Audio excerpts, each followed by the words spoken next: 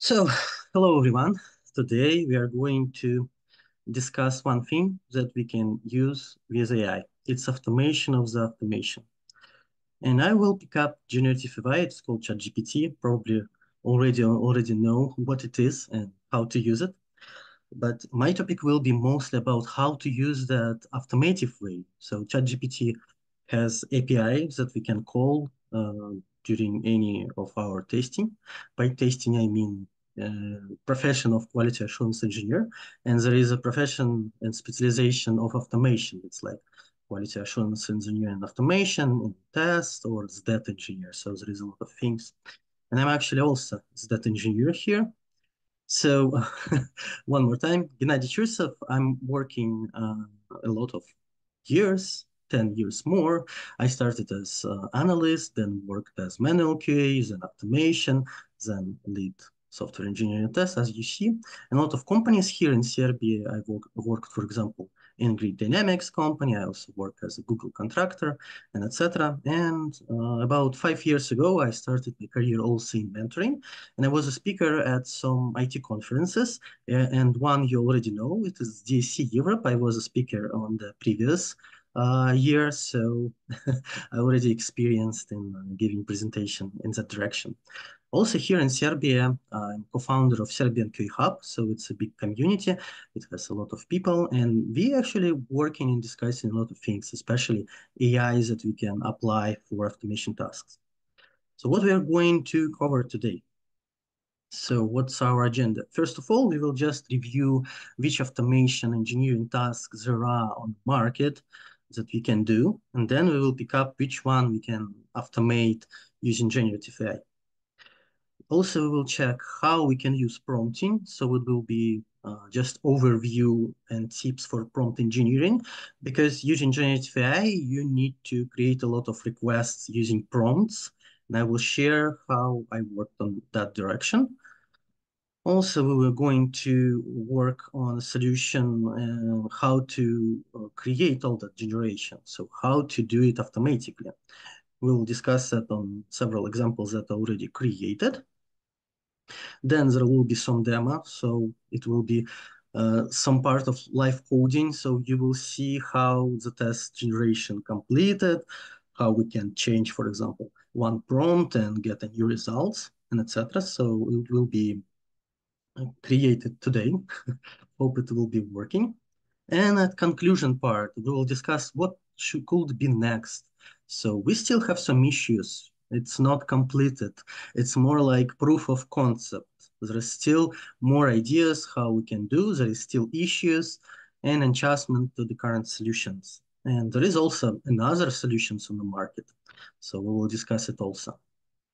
So let's start from the introduction part. Let's just discuss what we have in automation and manual and just overall for QA job. So if you just imagine manual QA engineer, usually what he can do, you can create a test, you can execute it, and usually you involving in regression testing when you're executing the same test several times, and sometimes you just need manually fix something because requirement changed and you're updating the initial requirement to execute test with new data. As an automation engineer, you have sometimes even more tasks. It sometimes full stack jobs that include manual tasks. And then specific automation, it's developing and maintaining some test scripts for maybe the same test scenario. You're designing and implementing some test automation framework. And for that test automation framework, sometimes you need to create a lot of util methods.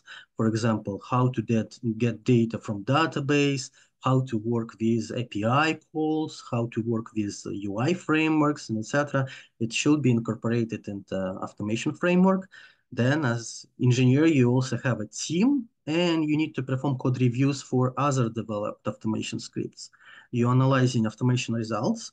If it's passed and everything green, 100 pass test already working, it's ideal situation. Usually you have some failures. You are touching some report system that will show you some reasons, attached screenshot logs of API calls and etc. And then you need to decide, is it an error? Is it a defect that need to be assigned to a developer? Or maybe it's an issue in automation framework itself. It could be issue with test data, or it could be just environment issue. For example, your infrastructure doesn't have enough performance to have your test run smooth and correct. And the last part, you sometimes conducting some performance or load testing. It could be a separate job, and it could be even a separate engineer who will be involved only on such jobs. And also, there is some common tasks. Both manual and automation usually need to identify and report defects, create the test data, identify requirements, work on expected results, because usually the goal of the test to compare actual and expected results. You also need to write a lot of documentations. That documentation contains a lot of things, usually stored on some wiki pages. Then you're providing input on quality metrics about the whole overall quality of your services, products, and etc. And then your measure, is your testing effective or not? Based on all that list of things that QA engineer could do, we today only stick on develop and maintain automation test scripts. And I can honestly say you that probably most of them could be improved if you will use some generative AI tool. Like, for example, if it's a manual creation, yeah, you can send to generative AI like ChatGPT your test case or your task, and it will try to help you. So all of that task probably could be solved at least partially using generative AI. Still, it's discussable how effective it would be. Yeah, but yeah, for today, our main topic is actually automation. So, how to work on that automation? First of all, when we are working on automation tasks and we need to ask something from ChatGPT, we need to use a prompt. So, prompt is just a list of instructions that we need to give to ChatGPT or any other generative AI. And we actually want to get some response, or maybe we are just giving some input text, and then based on response, we can add additional information and etc. So on this QR code and also in that presentation, there will be a link to another file. It's from my previous session, so I will not go deeply to that presentation. If you want, you can check it by your own, or you can rewatch my previous video. So you can find it on Data Science Conference YouTube channel. So on that channel, there is a video when I explained more about everything that was done previously. So it contains ChatGPT questions and answers to create framework from scratch, how to work, for example, with a single test, how to set up a framework. I will just open, maybe it still work. Let's check. Yeah, you see, so questions and answers. It's just an example what I did to initially create that framework a year ago. It also contains examples of how to do that and create a single test and etc. And it's actually the things that you will start doing when you will think about automation at the first. So before you start automation, you need to think as a manual QA engineer. Is it really possible to do it manually just by sending request to ChatGPT, checking what it say to you, copy paste code from conversation, then paste it to code base, execute, and if it will work, only after that you can move to automation itself, because if it's not working even for a semi-manual execution, it will not work even for automation. So also I had examples of other things, like from other jobs of QA, because we discussed, for example, we can even work on soft skills using ChatGPT. For example, we can prepare for interview questions, and it's actually doing some job for you. But since we are not working today specifically on that type, I'm just sharing with you. You can check it by your own. It's actually a lot of data. It's 23 pages, contains all response requests. So if you want, you can just compare your way how to communicate with ChatGPT, your prompts with my own. So it could be done later. So now let's continue. So what we have here. So before we will even start to work on automation, we just need to figure out what we can do. So the first thing, it's the simplest way how to communicate. It's just to ask a question. For example, how to create a testing framework with Playwright. We will know that it's pretty basic and blank shot with prompt. So it will give you a lot of instruction. Usually we will not do that in real automation task because we need to be more specific. But if it's just a manual task, it's a good start if we don't know anything, when we just need initial information. Based on that initial information, then it will be more like instructions. Now we know that testing framework with Playwright probably will be written in Java, JavaScript, Python, or something else. We can decide which programming language we are going to use, and then it will be more specific instruction. For example, how to create a testing framework with Playwright will be moved to please create testing frameworks with Playwright and JavaScript. Yeah, now we know that it should be, for example, specific language. Also, we can give a lot of other precondition examples because we can also share that we actually working as Java automation engineer. So for us, JavaScript will be hard to understand. So please give us more explanation or give us an example how the same code will be written in Java and compare to JavaScript, for example. We can do a lot of other things. We can also share that please do not do that for UI testing for now. We need only API and etc. Then maybe we will need to move it to CI/CD. So you need to decide what you're going to do with all that thing, and you sometimes need to limit your ChatGPT answers. So precondition and examples trying to reduce creativity and limit the answer. Also, you can just input your data. It will be more like descriptions that you will send each time when you open a new session with ChatGPT. So just imagine, ChatGPT knows something about us as a background description. So that input data, so who you are, what years of experience you have, based on technologies and etc. Then it will use that information for all your next requests. And also sometimes ChatGPT gives you the answer.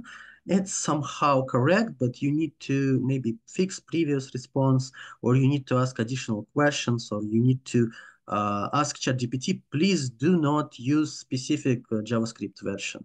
Maybe we need to stick not JavaScript, now we need to stick with TypeScript version. And then we will do something like, please, from now on, use only TypeScript as a responses. And then ChatGPT probably will fix, and next conversation will be already updated. For example, what we can do in part of tips how to do that. So for me, it's more like to speak with ChatGPT as I'm speaking with someone who just hired to the company. So some kind of new junior automation key engineer. So because he doesn't know any approaches of your company, you need to explain him almost everything. Tell you who you are, about your experience. You need to prepare some onboarding documents. For example, your first task will be this one. To start that task, you first need to log into that system and etc. So we are preparing that for a real junior QA on our project. And we need to do pretty the same onboarding for ChatGPT. So if we have some rules of our framework, what we need to do, what we don't need to do, we need to actually explain everything to ChatGPT. Otherwise, it will do that by some standard way, and maybe that standard way is not applicable for our purposes. Also, we are giving examples of already completed tasks, and that part is pretty vital, especially if we are doing not so simple tasks. For example, in automation, there is several layers of tests. It could start from unit test layer, then it will be some business layer, and at the end, it will be end-to-end test of UI, some API that will check application for all instances and check integration with different systems. So if we will start unit testing, maybe the examples of completed other unit tests will be not required because unit testing is pretty simple and it's already explained a lot. So ChatGPT was, I don't know, learned other unit tests pretty well.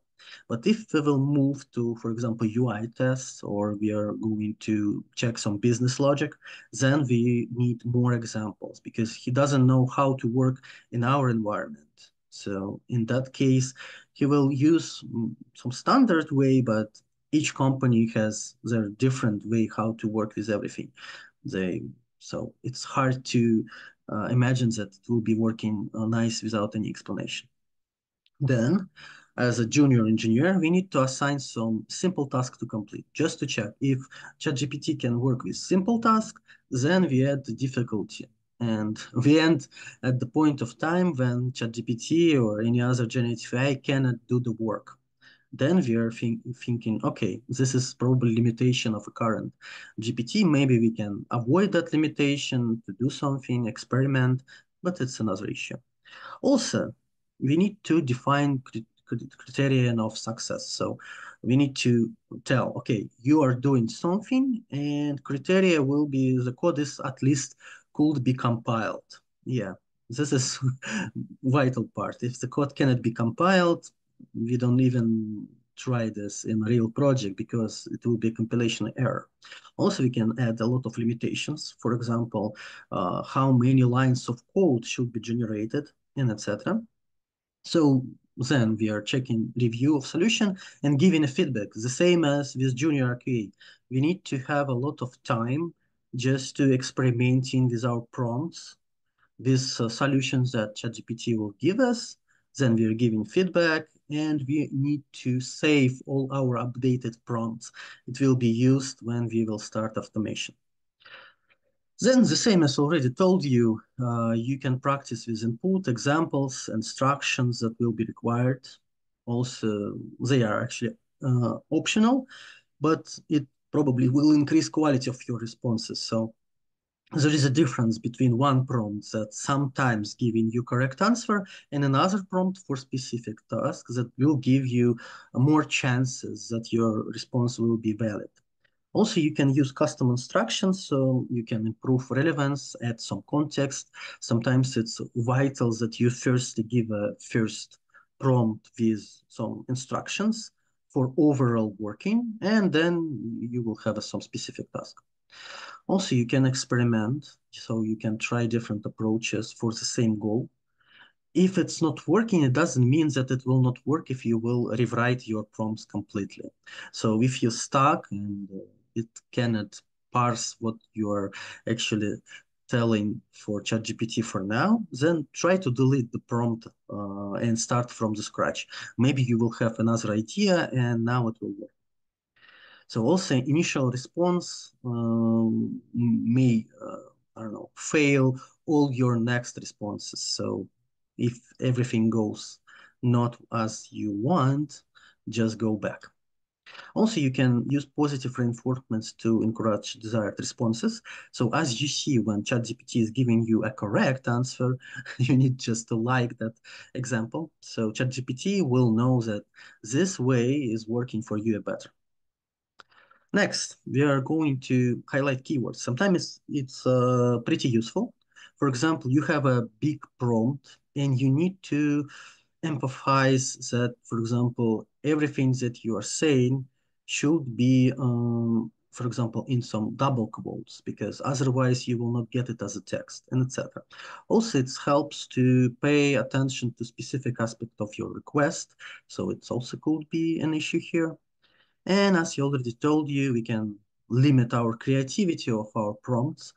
When we are using APIs, there is a number from 0 to 100, and we can actually define which creativity we want from ChatGPT. Usually, I leave some creativity, some room for creativity, because sometimes we need to send the same prompt several times. And if we already have some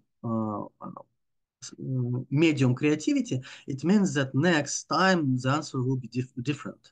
If we will reduce creativity, each time when we are asking the same question, the answer will be the same. So for our purpose, when we are trying to find the best solution, we need to actually enable creativity, but still maybe limited. So for my purpose, for example, it was 70% of creativity, and it works well.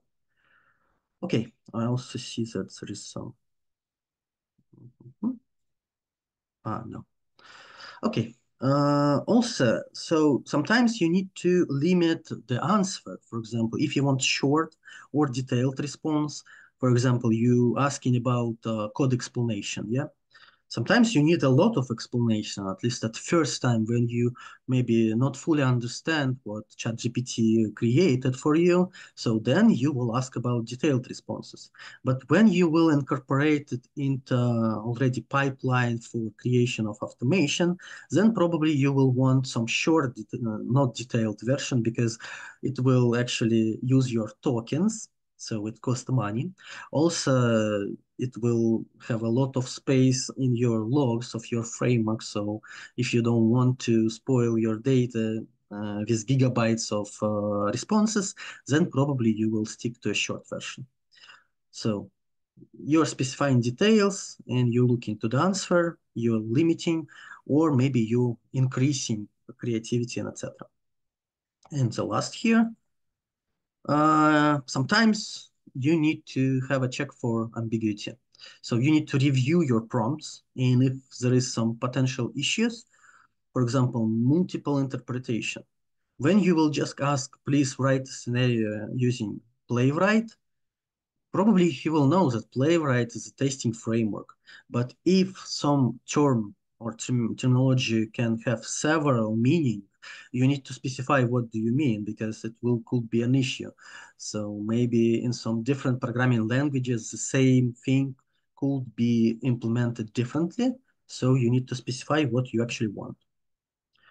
Now, when we discuss which prompts we can do, now we can discuss actually how to incorporate it into pipeline for test generation. So there is a small scheme. So we are starting with creating a testing framework. Creation of testing framework was covered on my last topic previous session on DSC Europe. We also generated a basic test. Now we're working mostly on improving the results. So even previously, I worked on different version of ChatGPT. It was 3.5. So I firstly moved to a new version. Now it's 4 micro or turbo. So it should be some improvements. Also, it means that we're working on generation basic tests, but then improving the results, it's a lot of other things that we need to do. So it's just a start. Because usually ChatGPT generates basic tests that will fail. At least maybe it will be compilable, but he doesn't know the context of your task. So improving the results, it's hard to task. That includes a lot of things. We will discuss it later. And at the end, when we get our fine result, when we wrote good prompts for generation of our test, now the issue here is it still probably will be broken, but we have ability to execute our test. So the common issue in manual testing, when you are doing all that job, so probably you will copy paste the test to your code base, you will run it and you will see the error code. Then you will copy paste the error code and share it with ChatGPT. Please fix because I have, for example, some issue. And it will help, but how to do that in automation because there is some issue how we can get the answer from GPT, generate some response, actually execute the test, get some information about failures and send it to ChatGPT. So it also should be incorporated. So it's called self-testing and self-healing in my terminology. So it means all the generated tests should be executable and it should be executable in the same pipeline, in the same dialogue with ChatGPT. So for introducing that, we need to write some codes that will get our error logs, and also we need to send all that information to ChatGPT. And once we will get it, we can ask about fixing the previous solution. So ChatGPT will know that he previously gave you a wrong answer. Now we have even some error codes based on the previous not correct version and error code. There is a huge chance that ChatGPT will fix the solution, return it back to you, and now it will be working part. And actually, I tried several times, and sometimes the first test that was generated failed. But after fixing and actually executing the test, ChatGPT now will know that, for example, there was some issue, for example, different status code or different response and etc. Now he updating results and returning you back. So this is the main workflow. Now let's discuss it in more details, because usually when we are thinking about using ChatGPT, there is a lot of issues that your company probably will decide as a red flags for automation. And first of that, it's probably sensitive data protection. So if your code base contains usernames, login, passwords, some base URLs that you don't want to share, you need to handle all of that secure information. How to do that? So when we are working on automation framework, we have the same task. So we cannot share on GitHub all our logins and passwords. So every developer knows that you can share it with, for example, in JavaScript, it could be property file. In Java, in Java, it could be property file. In JavaScript, it could be some env property. So if we can do that for a framework, why not to do that when we are incorporating our solution with ChatGPT? So this is the part that we need to do. Next part is test execution logging. So we already discussed that to work correctly, we need to execute our scenarios, and then we need to get our failures. So to get it, we need to save it in some file system. So everything that we executed that contains our timestamp statuses, some debug information, error codes should be saved. And then we will use all that information when we will ask ChatGPT to fix our solution. Then, since we need to firstly get information from ChatGPT, run it, and then collect all the logging part, we need to have runtime test execution. So it should be dynamic test. It should be in runtime. We cannot just firstly get the results and compile our solution, then do something more, then restart the test. It will not work in that way. So there is some limitations. That's why, even though that I have a lot of experience with Java, I moved to JavaScript, TypeScript. You can also use maybe Python language, because you need to have runtime test execution. In Java, we have limitation. If we wrote some changes to our code base, then we need to firstly compile the solution. It will be some additional jar file, and then we are executing that jar file. So Java is not applicable. We need to stick to some runtime execution. That's the answer why I choose the JavaScript here. And also, since we need to ask ChatGPT a lot of questions during the execution, before execution, in the middle, and after execution, etc. So our framework should have integration with ChatGPT. So we need to introduce HTTP client that should interact with ChatGPT. He need to send some requests. We need to even save our API token and etc. And when we get the result, we need to do something with that result. So, and what we need to do? So usually ChatGPT will return to us just a text that contains maybe some code files. But before code, there will be some plain text, and after code will be some plain text. Even inside the code base, it could be some comments, but usually they are actually working correctly because they are using some slash tabs and etc. that are actually transforming it executable JavaScript code. And the issue here is that we need to also introduce a logic how to parse only the code from the whole answer. And this is one of the methods that you need to also use. Then the issue here is with data persistence. So you need to implement logic how to save all that results in a file system. You need to process data. So you can even re-execute your scenario several times. So in that way, you need some analysis, reporting. For example, what if your scenario failed? You will need to have ability to go to the logs, find the issue, fix it, and then re-execute your scenario, and it will update your logs, and etc. So all that data-related things should be in place. Then, because some tests unstable by their nature, you need to introduce some retry mechanism. So just imagine your test is a flaky test, so it's failing for no reason. And even if you're trying to do it with ChatGPT will not know anything about that your test failed for some other issue because you have a defect or something else. So to, I don't know, mitigate that issue, the first thing that comes to mind just to retry the test several times. If it's passed at some point, then probably you need to go and ask ChatGPT to fix them. And the last part that we already discussed a little bit, it's self-healing mechanism. So we need to introduce a logic to dynamically adapt our already created code to some changes that could be in our logic. And we also need to introduce healing when, for example, we get some issues, some error codes after the execution, and based on that, we can fix the solution. So something not critical could be done in self-healing mechanism. For example, for UI testing, self-healing mechanism usually used for fixing locators into web elements. For example, we have a page and we have locator to a button login, but after some time when developer changed HTML of the page, you need to rewrite all your locators, then probably self-healing mechanism will work better.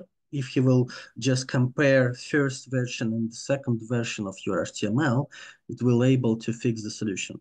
Also, you can use self-healing mechanism for API calls, because in API calls, you will get some response that will contain, for example, list of updated fields that your service are using, and based on that, it could also start healing.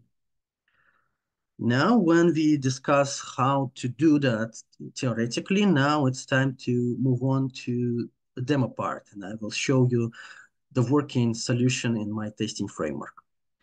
If you want to go and check it not only by a video, but I don't know, execute this code from your own, you need several things. First of all, I'm using Visual Studio Code. You can download it. Also, I'm using a testing framework. It's called Playwright. And as I already mentioned, I need to hide all of my sensitive data. So I'm using .env. It's actually some kind of property files that you can share your API token, some base URL, login, and passwords. And for calling API calls, I'm using Axios. Probably it's not the best variant of HTTP client for JavaScript, but it's working well with ChatGPT. And since it's just a proof of concept, it's okay that we stick with that library only for a purpose of education. So there is a QR code, so you can download the link to the GitHub repository. I also will share now it with you. So you can find my GitHub. It's top secret, and if you will search for repositories, because I have a lot one, you can just write playwright TS ChatGPT POC, and you need to stick not to the master branch.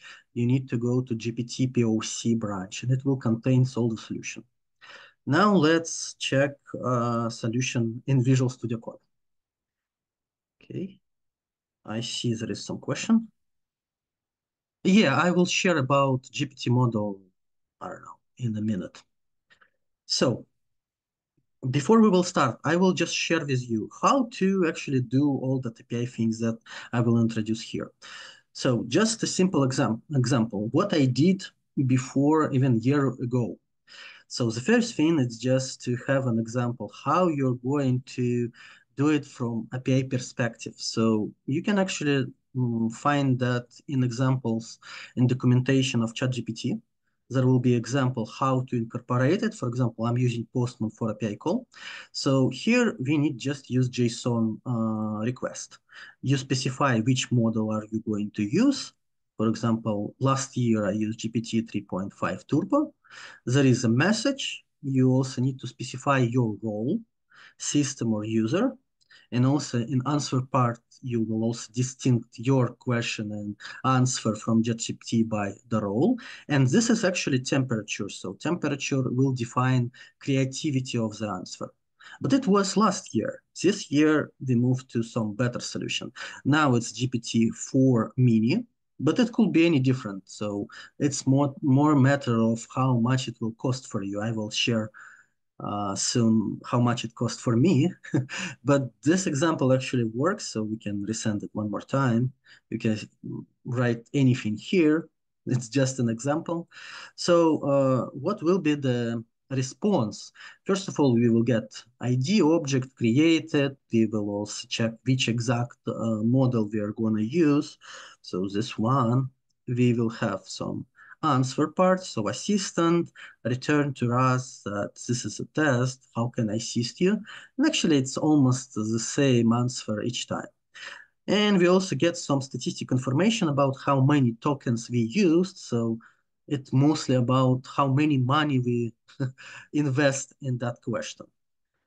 How to do that? Actually, we need firstly set our token.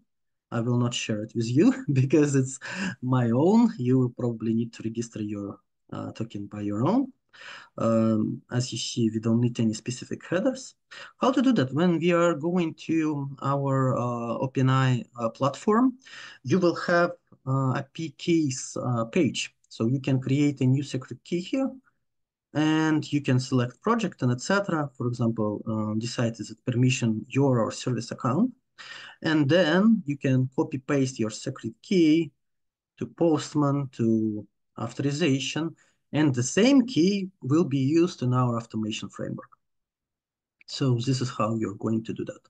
And also, because it's cost money, you can go to limits. Limits used, for example, if you don't want to spend more than $5. And here, because I already tried to do all that part and I executed my framework several times during weekends and, for example, even today, you see, so I spent it only about 5 cents, and it was, I don't know, maybe 100 of execution of my code.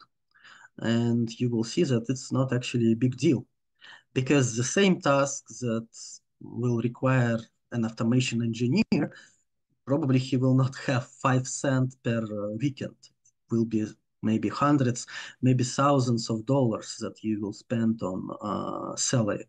So this is a big difference.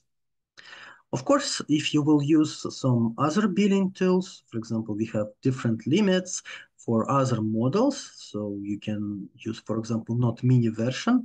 It has more token limits, but it actually even costs more. So it depends on you. If you want more extended results, you probably can invest more money on each request.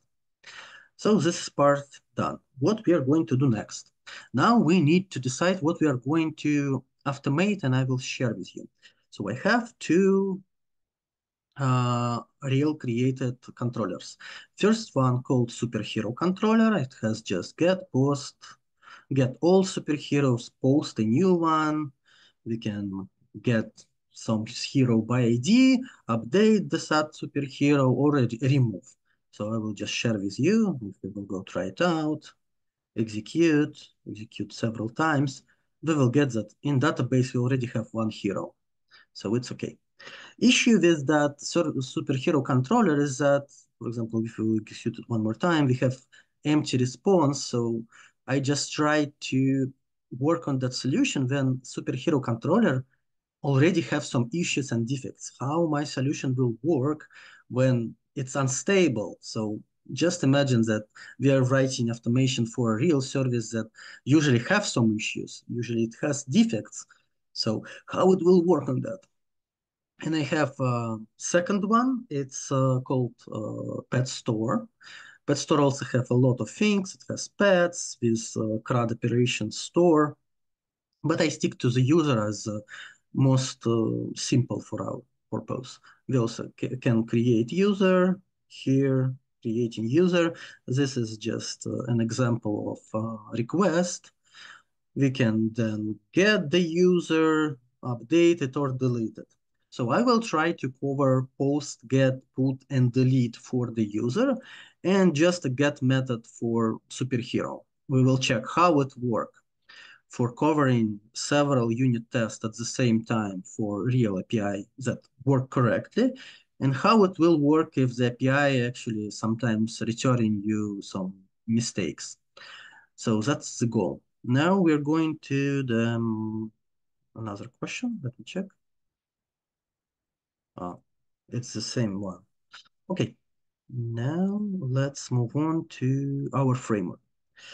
Now let's go from the same list that we already introduced. The first thing, environment, how we can save some values that should be confidential. For example, our IP key or base URL, or it could be anything like password. Okay, it could be a password, for example. How to do that? So we are using some environment. Here is an example. Of course, I have real one. And for real one, you need to put actually that superhero and pet store. I just copy paste it from here. So that link should be copy pasted here. And I use the same link as base URL, so I will just switch once when we are moved to pet store. And here, when we go down, we will find our ChatGPT IP key, but since it's confidential, I will not share it with you. So you will just know, so you need to put your IP key also here, because otherwise it will not work. Second thing, okay, we used Playwright, so we just need to check that it's working correctly. I already wrote some manual scenario, how it will work. So each our test need to import Playwright test, and we are using Axios library for API call. So it will be pretty uh, easy. So we are using our base URL. We are defining which API we are going to test. So we can also find it here. So it's always superhero, and I even hard-coded uh, which ID we are going to use. And if we will call it, it probably will run correctly. Let's see. Oh no, yeah, because it sometimes has an issue. Sometimes we need to call it several times. Okay, the manual scenario that I wrote as an engineer working correctly. What we actually need to have from ChatGPT, we need to have the same results. So it should write us a scenario that will be correct, and that scenario should pass at least once per 5 attempts or something like that, because it's a flaky test, so we know that there is some error. So how to do that? First of all, because we have Playwright, Axios, and etc., we need to add everything in that framework. So in that part, you see I have some dependencies. First of all, it's Playwright. So sometimes you even need to update to the latest version. I have that node, it's also required for some other things, and Axios and .env, Axios for API, I already told you, and .env for that example files that we can use for some confidential information. What next? Here in package log, we also see which packages we are using. So you see there is a lot of things, but it's not really useful for us. It will be generated mostly automatically. Here in configuration, you also see that we need to add required.env configuration. There is some manual how to do that on GitHub page. Here also we define, for example, when will be our test directory, so tests. We also actually applying that we can run tests in parallel, that we are using some retry mechanism and etc. So probably you can stick to the same. Also, Playwright has some reporting tool, but we don't need it actually. We can even disable tracing and etc. because we will stick to the things that we get in logs. And I also introduced one browser, even though that we are not actually using UI tests, still it should be one browser just to be able to run even API calls. So that's our limitation. You see, not really big config file, so you can just copy paste, and if you needed to change something. So it's our preparation part. Also, I wrote some README file with all that instructions, how to do that, in which command you need to put in your terminal. So for example, npx playwright test will run all scenarios, npx playwright test and specific file name. For example, see, you have in test folder some files, you can put it here, and it will run specific scenario. Then you can use show report to run a test report if you executed your playwright tests. And sometimes you need to run specific tests from the file because we can have more than one. So using debug mode, we can run scenarios by a tag. And I will share with you how to apply it. Of course, that solution is stick to a specific framework, specific language, and etc. So you can use it just more like an idea and create it with another framework, with another programming language. The only restriction is that it should be runtime, but other restrictions, it's actually based on you. If you are a Python developer, so probably you can work with Python. Actually, Playwright also support Python, but if you have, I don't know, PyTest or something else, why not to use the tool and instruments that you already know? So that could be applied. Now, let's see what we have also. Because there is a lot of things that we need to generate, I created one file, it's called GPT steps, that contains all util methods that we need. Of course, it could be implemented even better, then we can move it to separate layers, some util methods.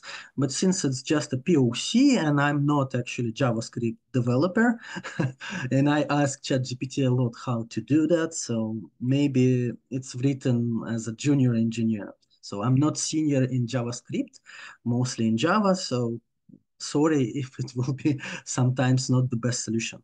But idea will be the same. So we need to incorporate our API calls to ChatGPT. So we need to save the same as we used here when we used Postman. So the link will be the same. We also gonna use our IP key and a lot of things that additionally required. So first of all, we have a file called ChatGPT logs. I will share with you already existing one. So because now we don't have all that communication, so this part, if we will call it several times, we will have saved only the last answer from the ChatGPT. So we need to have logs of all conversation. So you see all the conversation now separated by a word role. So if it's user, it means it was my question. If it's assistant, it means it was the answer from ChatGPT. So my first question was, let me go here to word wrap. So the first question, please generate simple post get put test to endpoint. I'm specifying the endpoint. I'm asking about import test expect from Playwright, use Axios library. So everything that we previously discussed about how to write prompts actually goes here. We need to write that initial prompt. Then we are specifying, please do not use other libraries. And all that additional parts have some reason because if you will remove that part, sometimes it will stick not only on Axios library, but will use some other one. But since we are not added any other libraries to our dependencies, it will not work. So the solutions that we are getting from ChatGPT should be stick to dependencies that we already have because we can get only the result for the test. We are not updating our package, configuration, etc. So we are asking ChatGPT to work only already existing dependencies. Of course, if you will have some other one, it's okay you to put information about that. Now let's move on back, next. Also, we are telling that we are going to use base URL as variable. And this is the part when we are hiding our real and API endpoints and etc. We are not telling ChatGPT, for example, real user one, password, and etc. We are telling you, please just use some variable. Once you will return back as a result, we will use that variable, but we are not sharing real value of that variable. So it's actually important part. Then we are actually explaining what we are going to use. For example, use example body, generate more real life values, because As you remember, here in a Swagger, for example, when we need to create a hero, we have some examples of what we are going to use.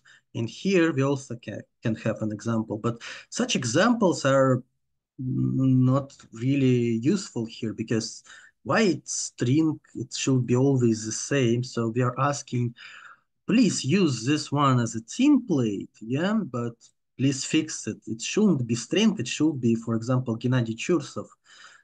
Here Gennady, here Chursov, some real one email, because usually it should be something like that. So we are just defining what will be a template. Then we need to ask, because it should be several tests, post, get, put, and delete, we are asking that all the tasks should be run independently. Because, for example, if it's run one by one, our delete check need to have a already created user. But if, for example, something happened with the first test and it not created the user, our delete test also will fail, because how to delete something that already deleted.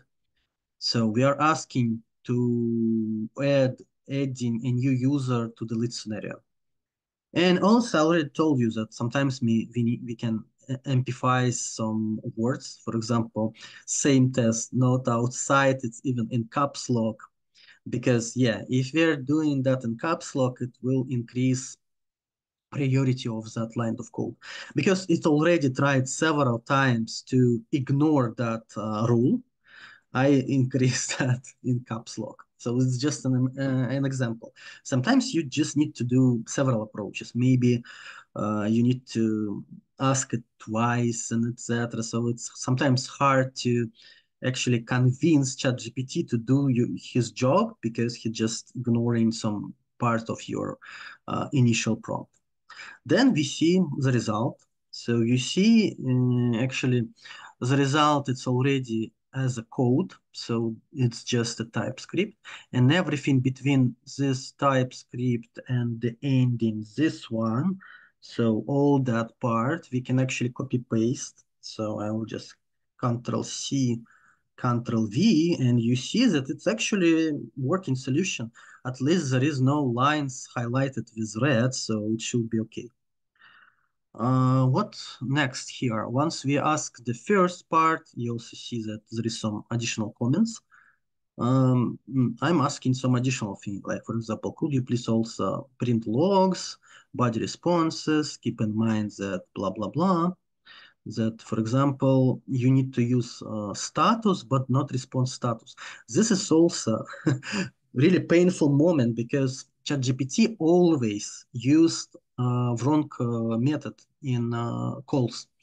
So if you see that ChatGPT repeatedly has the same mistake, you can ask him to avoid that mistake in your prompts. So this is just an example how to do that. Then he updated something and he also returned it as a TypeScript code. So probably we can also copy paste all the thing. Then now it's actually interesting part. Now you see a lot of unreadable things because now it started some execution logs.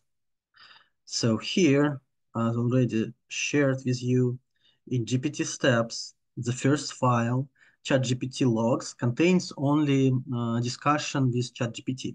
But also one of the steps is to have some execution logs. So as you see, I also have another one file, and this file contains information. Is my test passed successfully? And if it's passed successfully, I'm capturing some information about that. For example, here you see that it's actually run put, post, get, and delete, and post one more time. He created everything, so it was 5 tests. It took, I don't know, something about several seconds. And we can also open Playwright show report. It's also available. And actually, we can try to do that. Why not? Let's go to terminal. And here we can just copy paste that command, go here, and let's see if it will be able. Yeah, so if you cannot see what's happening here because of all that escape thing here. It's hard to read. You can go here and actually you will have more information here. It will be studio out. So it's in a good way. So if you want to see what was the actual response, status code and response body, you can check it from reports that was generated by Playwright. So it's a nice feature. And at the end, we need to go here and Control C just to quit. So the report is now not served. Now returning back. Since sometimes our test passed, it's okay. But if it's failed, you see here in the failed execution, we are actually telling ChatGPT, I executed test that you generated for me. It failed. Please write suggestion to fix that. And then we are sharing the result of our execution. And that results from this line to, I don't know, something here. It's all actually copy pasted from this file. So that's why we're actually using logging of our execution, because with our execution, now we can tell ChatGPT what was wrong. Once we get it, now assistant trying to get a solution. First thing, he trying to suggest you without any changes to the code. It's just more like advice, the list of advice, first advice. Please do something with that, fix this one, check this one, and etc. And once we have all that suggestions, then we are asking, let me check, and he actually returned back updated TypeScript, but sometimes I need to ask it additionally. So you see then as a user, I'm asking, okay, thank you, now fix and return fixed version. Also, I need to send to ChatGPT not only a list of issues, but I also need to send latest code version. So this code version now copy pasted from the test itself. So all that test should be also sent additionally because sometimes ChatGPT can just forget about which code you are talking about. So sometimes you're returning back the whole existing code and it will work with that. The nice thing here is that ChatGPT can work even with unstructured data. So it's just one line. You see, it's only 285. So as a human, you cannot understand anything that was written in one line, but hopefully ChatGPT can do. Also here, assistant are getting the results like, okay, updated version of your code will be here. This is updated version. And I have a separate file. So for example, this one was a file initially generated test data, like test itself. And then here I will have updated version. It will be different file. So we still have original and we can compare it with the code that was updated. Okay. Now, what else? And the last part, actually, that's all from communication with ChatGPT. And the last part here in the code that we are trying to execute scenario, and we have one line here. Like, for example, even after the fix, there is still error. So it means that our fixed version was executed, but still something happened. And it also could be. So not every time our self-healing mechanism will actually find the correct version, but it happens sometimes. So for example, this one, if we will execute it manually, let's do that. Okay, I don't know what's happened, why we cannot run it. Okay, let's do it one more time. Okay, now let's see what was the error. Test failed with status code. Okay, maybe this one, let's try. Okay, this one is working. So one fixed version is working. Why pet store is not working? Let's see. I didn't change anything exactly. Let's see. So we're creating a new user. Probably we cannot create a user since it's already created. So let's try to delete it first. Okay. Mm -hmm. Okay. we are skipping if it's not created. Okay, now let's try to do post. Okay, if it's something wrong with our solution, the things that we can do, we can re-execute it completely. Now I will share with you how we're going to do that. So here in GPT steps, we have a lot of other things that we need to discuss first of all. Because we are sending some requests, here we need to have methods for working with ChatGPT API here. So there is several things, and we have some default system message. Let me just wrap with you. So the first blank shot that we're going to use each time, and we are asking that please behave like an engineer. We are defining your tech stack. Your main goal is to create a test using base URL. It should be only API calls without UI, and you should return any additional text as a comment. I'm asking that always because no matter what we are going to do, probably it will be the same. Then, of course, we can add additional thing as a user and assistant and etc. And every time we are sending all the conversation to our files, so it's working correctly. So log conversation. Also, there should be a method for execution test. I already show you how we're executing it as a QA engineer. We're just clicking on run. But on runtime, we don't have ability to click on a run, so it should be some additional steps how to do that. And we are doing that by introducing some exec sync command. In JavaScript, it has ability to run code that was updated as a child process. So here we added exec sync from library child process. So it will work only that way. Actually, it took me a lot of investigation time to find a solution how to run child processes because as I already told you, I'm not an expert in JavaScript. So for me, it was a mystery because in Java, you cannot do that. So you don't have child process. So this only for runtime execution. And you see, even though that we are running the test using as child process, we also still need to capture all the data. And we are saving that to the file. Also, we can execute tests several times. It's actually approach when we have this one, when our superhero get all superheroes, sometimes returning you okay result, and sometimes it's just nothing. That's why we are introducing execution scenarios several times. So I already told you this is just a feature of checking the results and introducing retry mechanism. Then we are getting status. Okay.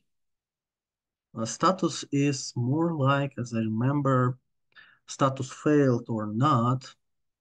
Then we are getting execution logs. It's all util methods. Getting latest code and creation test with a path.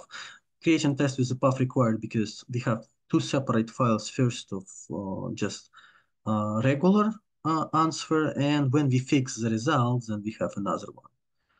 Also, there should be methods for extracting JS code because I already show you the code will be, let me find, so it will be something could be before TypeScript and something could be after this one.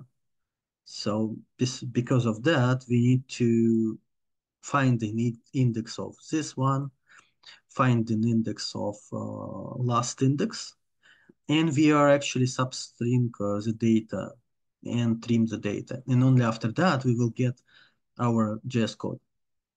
Then we can execute scenarios.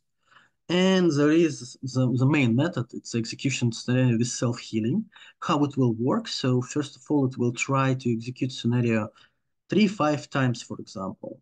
For our purpose, 3 times it's actually okay. And if it cannot actually apply for 3 attempts and work, we are sending that test failed. And if it's, for example, passed, okay, that's actually it's finished. We don't need any after fix required. But if it's failed, we're actually asking ChatGPT to fix the solution. And all that part I already show with you.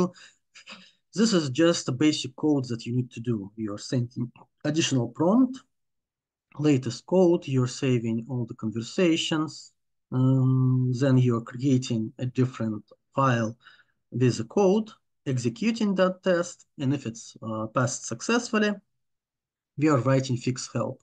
If not, we are just, even after the fix, there are still errors. So it's possible solution. Okay, when we checked all GPT steps, now let's see how to actually call, because it's just util methods. And I created the whole list of what we are going to do. First of all, we are importing all that utils methods. It's just an example. So everything from GPT steps imported here. We are defining our files for logging, ChatGPT logs and execution log messages. Then we are uh, creating scenarios. So I have several examples. For example, you can create scenario based on some Postman query. You can have some simple API answer. So say this is a test. It's actually the same as it was here. It's just an example just to check that API calls are working correctly. And here you also can do like each next test has more and more difficulties. I mean, more complexity. So what we are going to do next, for example, saving file, please generate solution for endpoint, you're using import test, and etc. Then some examples, and we are actually asking to check only contract without any actual data, so it will be real unit test. Then we are also executing tests, so not only creation and execution, and self-healing mechanism when we are execution with self-heal.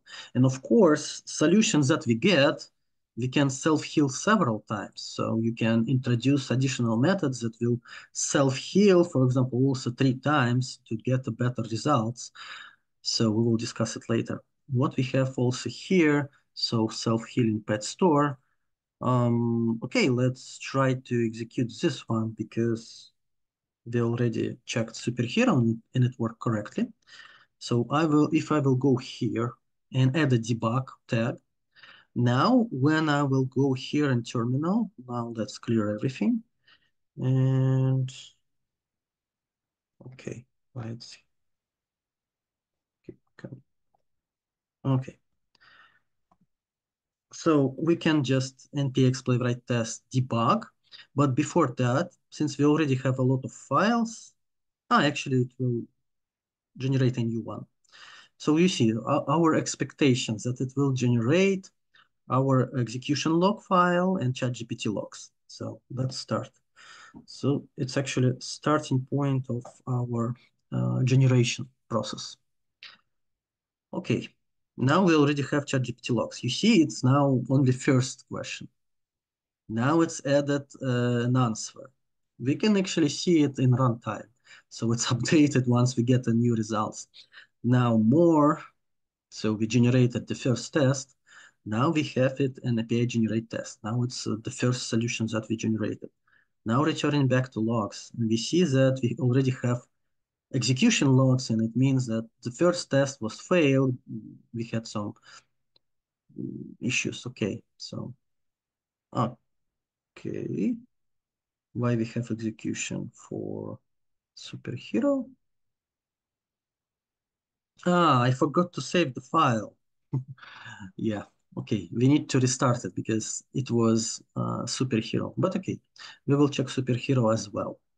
So you see at the end, let's see. Actually, we had a successful result. So at the end, it has fixed help. So if we will see fixed version, this is one that was generated. We can even check what was created. So it's created imports. It used environment variable. He even mentioned that it will be get should match JSON structure test. Okay. It's using some logging. It's good that we have. It even introduced try catch mechanism here.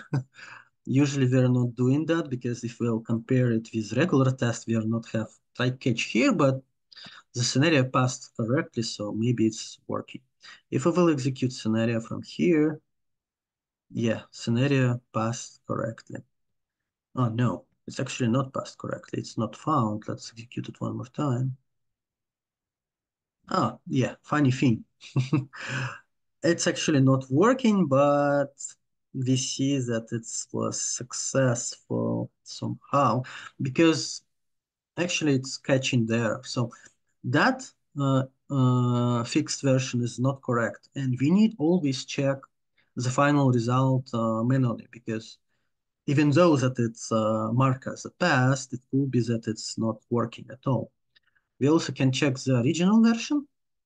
Original version doesn't have try catch block, so if we will execute it, let's see what will be the results. Okay, first of all, we have 400, but it's okay.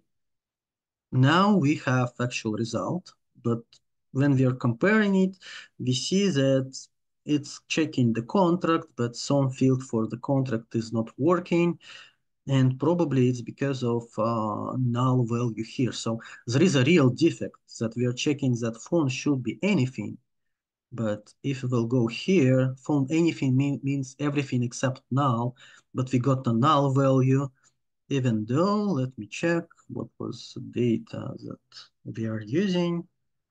So probably we actually saved it with correct data. So if we will go here to post, we actually sending the phone number. But because we have an error in the service and it's not saving it, and as a result, it has, okay, get all superhero. You see, it's not saved. That's why we have an issue. But ChatGPT in current solution, he cannot actually decide is it an error or it's error in test case. So that part ChatGPT cannot do.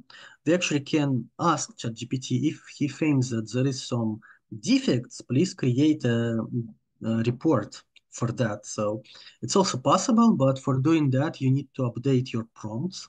So probably in that step, when at the end we are doing self-heal, yeah, so we have self-healing.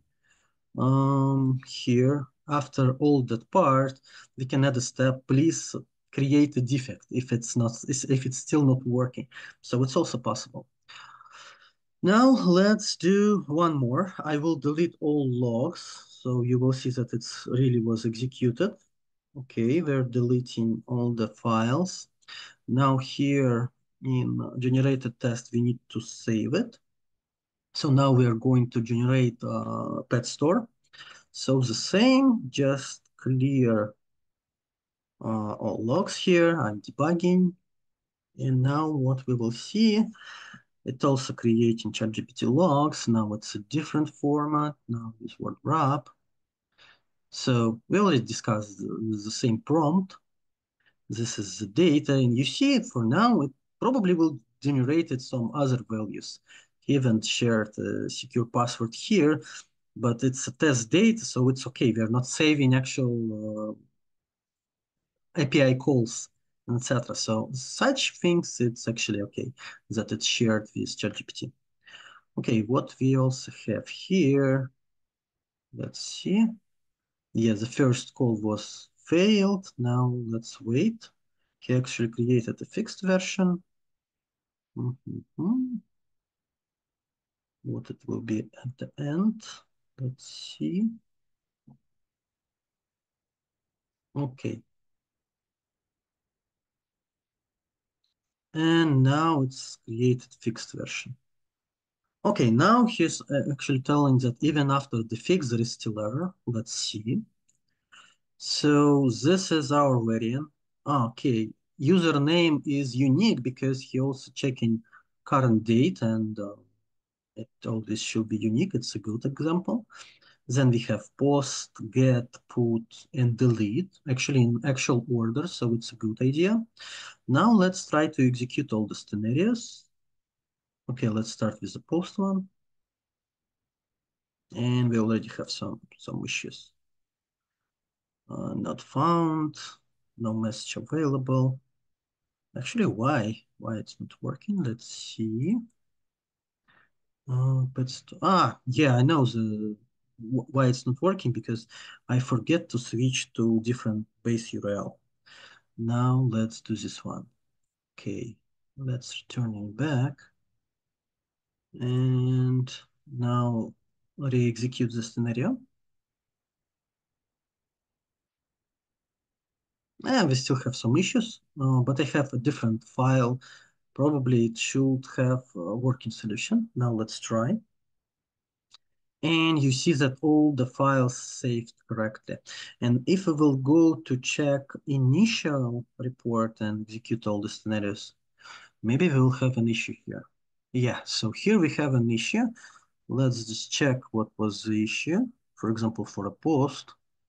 Yeah, here for the post initial shot, we are creating the data and we are checking that status should be 200 and username should be new username. But in reality, when we are creating the user using a Swagger here, and we're sending all that strings, let's do some changes here, at least something. We are executing it. And actually result is a code we have, status code. But then we have code type and message, but we're not checking it here. And the best thing of self-healing mechanism that he actually will know that response have this scheme and it will fix it here. So if we will go to the post here, now it's actually checking that there should be a message. Actually, it's also not the correct variant because it's also in try catch block, but it should know now that it should be a message. Because if we will go here and find, for example, type unknown in logs, okay, here, strange that we actually not get it. But usually we have this one. Let's check for a message. Message also not found. Yeah, but in execution logs, do we have a message? Nope. Okay. Now also let's try to check what we have in terminal. Okay, show report. Will be reporting of our execution. So for example, for the post, we will have stdout, we have this one. So since it's already created, we will share that with ChatGPT and he will know that, okay, for a real service, we need to stick to that JSON messages. Okay, so that's all for the coding part. I also have a few additional slides, so let's go back to our presentation. So you can check all code base using QR code, or you will find it in the presentation or other materials. So conclusion. So we already saw that it's working not ideal, but sometimes after the fixes, it's could work well, but still we cannot replace the engineer. And it's not only about the working solution, it's also about effectiveness. So only maybe in 10, 12, 50% of cases, after a lot of retries, we can have some correct version, but you saw that sometimes the test passed correctly because he used try-catch block. We always can create a best solution. For example, we already saw if we will write in the prompt, please do not use try catch block inside the test, he will eventually start to fixing that. So next way is to update prompts again and again, and then some final solution. Maybe it will look like closer to a real engineer solution. But all that part mostly apply only for unit testing, because if we will go up to our testing pyramid, go to UI tests, page objects, and etc., then probably it will be even harder task, and we will need to write a lot more prompts, so it will be even easier to do all the job by our own. So it means, so still there is some low efficiency and also it's hard to maintain at the same time. So we have a pretty good chance that the test will be somehow working after several attempts, but still we need to re-execute it and check it manually. And if it's not working, we need to write a lot of other prompts just to limit our solution. So for example, to fix the current issue, I will go and update prompt to please stop using try catch block. Then it will eventually fix the solution. But how to actually mitigate all that things? First of all, we cannot stick not only to our, I don't know, chat GPT, we can use any other generative AI. And we also can use our own language model. So for example, if in your company you have a restriction that you cannot use generative AI that outside of your organization for any security reasons, so it's turn to enable your own language model, and you can use the data that actually apply to your business. Then next stage is probably to use some kind of domain-specific language for writing your tests. For me, it's more like BDD approach when you can add your business requirement to the test itself. It will contain business logic and it will contain test. And if something changed in the business, you will update the same file. It will generate a test and etc. Yeah, still it needs some additional research. I didn't actually implemented that yet. And in some way, it will introduce you additional things how to work on the next layer of, for example, UI tests, API with the business logic, more than something like checking the contract that we already shared. And of course, as it was for now, as a POC, it will require a lot of jobs that need to be done by automation engineers. So you need to introduce all that logic. Of course, it should be added as a dependency, but the best choice here is to create a solution as a service that will be, for example, added to your Visual Studio Code as some plugin. And actually, there is a lot of other plugins that are available on the market that will write unit tests for you. One issue here is that all the plugins that I already saw, they are introducing unit tests for you, but they doesn't contain some features that I have, for example, for after running and self-healing. But eventually some other solutions also will get after healing and execution, because it's the things that was created for some other solutions. For example, on a market, we have solution called Helinium that actually working on fixing UI test by updating locators. So it's existing on the market. So that's all from my part. If you want to ask any other questions, you can, after the session, I mean, you can directly approach me using email, or you can find me on LinkedIn. So that's all. If you have any questions, I think you can unmute, or we can read the questions in that Yeah, part. they can write in the chat. They Yeah. cannot unmute. Yeah. Uh, we will wait So, for some questions, right? yeah. I For now, we suppose. have only one question, but I already somehow answered. I will just read it. Which GPT model do you usually use, GPT 4.0 or 1 preview? And is there any considerable difference in the response quality between them? I didn't find actually a lot of difference between GPT 3.5 and GPT 4. And probably there is no big difference between GPT 4 and any other variants of GPT 4. Because if we are speaking about unit tests, limitations even for GPT 3.5 was already enough to create a solution. Yeah, maybe it's will be required for more difficult tasks. And for example, if we will go to the task, for example, for business or UI automation, then it will be more effective if you will write the initial scenario by your own, and then you will ask ChatGPT with all that parts that we discussed today, not to create the scenario, but mostly to fix already existing scenario if there are some issues. So in that way, GPT will be a good solution probably.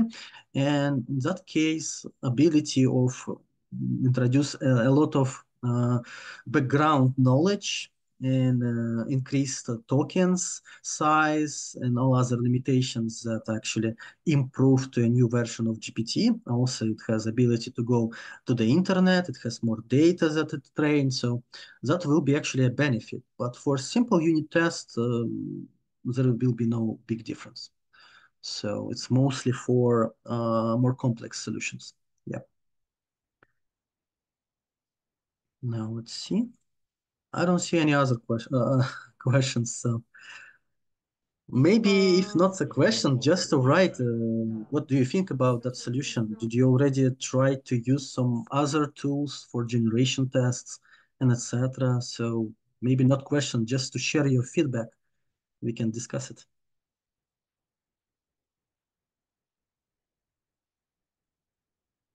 So Okay, I guess there are none more questions, huh? yep. Do you want to wait a bit more or no? Let's see if we can wait a few minutes. Okay, that's all right.